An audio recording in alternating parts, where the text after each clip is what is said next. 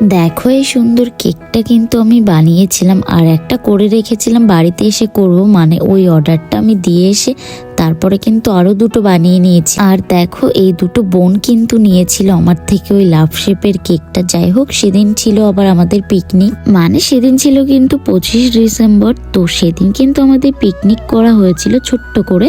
আর সব জামাইবাবুগুলো কিন্তু আমাদের ফোন করেই যাচ্ছিল কখন আসবে কখন আসবে। তারপরে কিন্তু গেলাম, ওখানে গিয়েই কিন্তু আমরা বেগুনি খেয়ে নিলাম, একটু পিঠে খেয়ে নিলাম। তারপর দেখো সবাই যার যার মতো রান্না করছিল, আমিও একটু খুন্তি নাড়িয়ে নিলাম। যাই হোক, আমরা যাওয়ার আগে কিন্তু চিকেন অনেক কিছুই রান্না হয়ে গেছিল। আমরা গিয়ে শুধু একটুখানি বসেছিলাম, ভাতটা হয়েছে, তারপর বসলাম খেতে। আর সবাই মিলে পিকনিক করেছিলাম, বেশ মজা হয়েছিল কিন্তু ছোট্ট করে। যাই হোক, মেনুতে ছিল চিকেন, ডাল আর একটা বেগুনি, আর কি ছিল খেয়াল নেই। আর সেদিন কিন্তু রিয়া আমাদের বাড়িতেই ছিল। আর দেখো রাত 3:30 বাজে, তখন